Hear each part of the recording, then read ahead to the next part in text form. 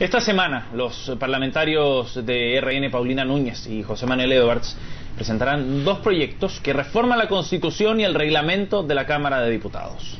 Entre los cambios se incluiría una modificación a los mecanismos de interpelación a los ministros de Estado para aplicar este proceso de interrogación también a los intendentes.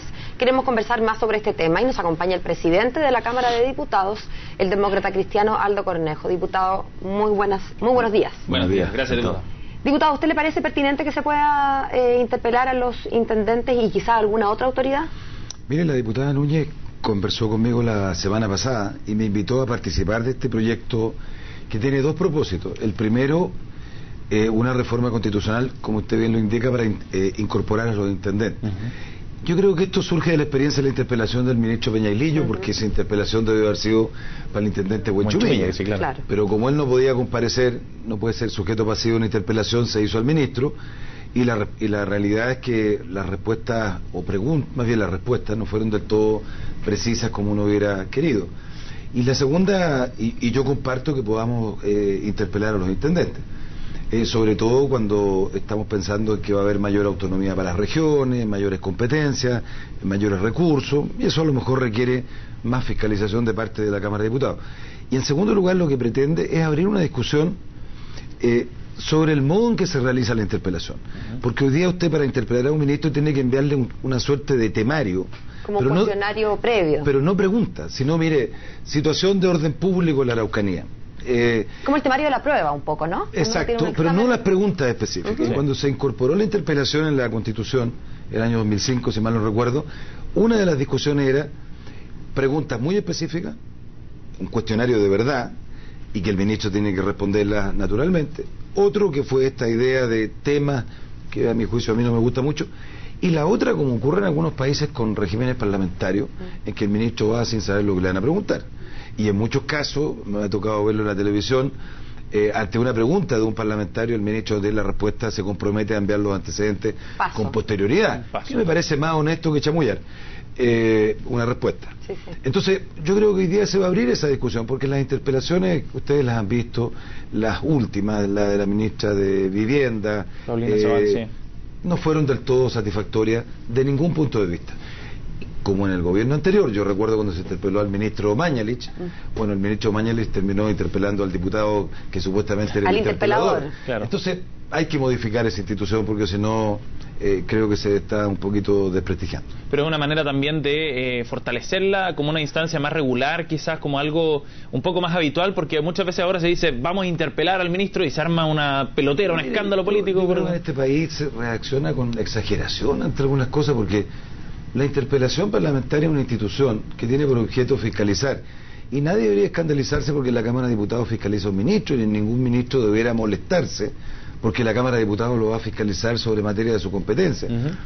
Yo creo que hay que desdramatizar la institución de la interpelación y hacerla como una cuestión absolutamente normal. El ministro de Hacienda va a la Comisión Mixta de Presupuesto a informar, y no se arma ninguna exageración.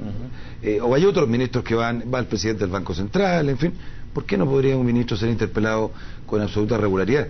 Yo aún pienso, fíjese, que a los ministros debería interpelarlos no solo la oposición, sino también los parlamentarios del gobierno. Porque ¿por qué razón el rol de fiscalizador está solo en la oposición? También están los parlamentarios de gobierno. Entonces se puede prestar también como es que de montaje, repente, digamos, como para quedar muy bien parado, como para... Se puede prestar para ponerse de acuerdo y decir, yo le voy a preguntar tal cosa, claro, y te responde otra. La prueba. Exactamente, para lucirse en una disertación. Bueno, pero eso ya... Pero la mejor demostración sería hacer precisamente lo contrario. Ahora, diputado Cornejo, pasando a otro tema que también yo creo que es necesario abordar, han surgido propuestas en la línea de unificar las cámaras en el Congreso. Se lo vi en la mañana en las noticias. Exactamente. ¿Y vio mi sorpresa? Sí. Y una de las propuestas precisamente viene de uno de los diputados de su partido, de Gabriel Silver, y usted en esta nota de prensa también apoyaba la idea. Yo estoy absolutamente de acuerdo. ¿Por qué? Mire, primero, es un acuerdo, voy a partir por lo menos importante probablemente. El quinto Congreso Ideológico de la Democracia Cristiana acordó propender a tener una Cámara única. Pero la pregunta viene de cajón, pues, diputado. ¿Por qué cerrar la Cámara y no cerrar ¿por qué cerrar el Senado y no cerrar la Cámara? No, por una razón muy simple, porque tienen funciones distintas. Si usted revisa la actual normativa constitucional, y así ha sido tradicionalmente en Chile, El Senado siempre ha tenido, no tiene facultades de fiscalización, no, le está prohibido. La formación de ley. Y segundo, es una Cámara revisora. Son muy pocas las iniciativas legales cuya Cámara de origen es el Senado. Sí. Mayoritariamente son la Cámara de Diputados. En tercer lugar, yo soy de los que creo que probablemente el Senado se habría justificado hace algún tiempo atrás, y bastante tiempo. Hoy día, si usted revisa la demora en el trámite legislativo, muchas veces es precisamente por esta función de Cámara Revisora del Senado. Yo creo que hoy día no se justifica, pero en absoluto, que una Cámara revise lo que hace otra Cámara. Mire, vea usted lo que está pasando en Italia. En Italia el Senado, que eran 330 senadores, si mal no recuerdo, hoy día está convertido la propuesta del primer ministro en 100, sin renta, sin sueldo, y de representación provincial, regional, es decir, desaparece el Senado. Ahora, eso es más propio, disculpe, de los regímenes parlamentarios. En España el Senado no tiene ninguna función relevante, en Italia ahora tampoco la va a tener. Yo creo que en Chile hoy día ya no están dando las condiciones para... ¿No crea usted que este es un lío entre senadores? Es que se puede prestar para esa interpretación también. Hay como una pugna de poder entre los diputados y los senadores. Diputado, usted dice que no hay razón para que una Cámara revise lo de la otra, pero estoy pensando, por ejemplo, en la tramitación de la reforma tributaria y en cómo el rol que jugó cada Cámara. Y en la primera Cámara, trámite constitucional, la Cámara, bueno, según lo que vimos y lo que quedó en la opinión pública, que fue una tramitación express, que renunciaron los diputados a su facultad de votar punto por punto, votaron en general, y que solo en la Cámara es que se produjo una discusión, en el Senado, perdón, es que se produjo una discusión más madura, más abierta, más profunda. En ese sentido, la idea que me quedó a mí, por lo menos, es que el Senado hizo mejor la pega que la Cámara de Diputados, que en ese sentido la revisión no fue una mera revisión, fue una mejoría, más allá de cómo quedó el proyecto, pero en términos de los actores y de la participación de la ciudadanía a través de sus representantes, parece ser que hubo un mejor trabajo. Entonces, quizás no se trata de una Cámara que meramente revise lo de la otra. ¿Sabes lo que ocurre? A ver, yo no le voy a comentar lo de la Cámara porque yo no soy el más objetivo para emitir un juicio. Yo creo que si uno llegara a suprimir el Senado, evidentemente que el proceso formativo de la ley debería ser distinto al que tenemos hoy día. Porque estoy de acuerdo con usted de que eso podría prestarse para leyes de alguna profundidad, complejidad, pudieran despacharse de manera, entre comillas, superficialmente. No, yo estoy consciente de que una Cámara implica modificar los procedimientos legislativos, de modo de garantizarle al país de que el reducir los trámites legislativos no implica necesariamente, o sea, que la rapidez no sea sinónimo de superficialidad o de irresponsabilidad. No, en eso yo estoy plenamente de acuerdo con usted, pero déjeme hacerle una pequeña observación respecto de la reforma tributaria, porque ya empatamos con el Senado, porque así como la Cámara votó en paquete por decisión mía, no de los diputados, para ser objetivo, y el Senado se nos criticó, por eso el Senado ahora las 230, 240 indicaciones también las votó en paquete.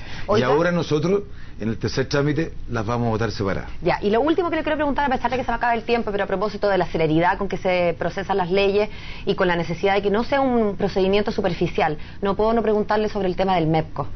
Muchos han hablado de la letra chica, pero uno como ciudadano se quiere quedar con la idea de que ustedes, diputados y senadores, leen la letra grande y chica y que antes de aprobar una ley la leyeron completa. ¿Qué pasó, diputado?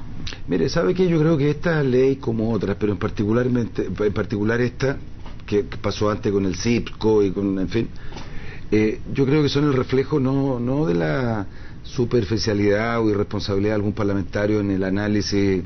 No, yo creo que esto es, y hay que corregirlo, porque creo que es malo para todos, el resultado de la absoluta asimetría que hay entre el Parlamento, el diputado en este caso de la Comisión de Hacienda, y la contraparte que es el ministro con su enorme equipo de asesores que llega a tramitar un proyecto, particularmente los ministros de Hacienda. No tiene el parlamentario, y no quiero con esto justificarlo, no tiene en la Cámara, desgraciadamente, hoy día el sustento técnico que pudiera ser de contraparte, y por tanto en muchas ocasiones, yo le escuché al diputado Lorenzini, creo, tienes que confiar en la palabra del ministro, y en este caso efectivamente tenía letra chica. Diputado, gracias por haber venido a CNN Chile, muy amable. Gracias a usted. Tenga un buen día. Buenos días.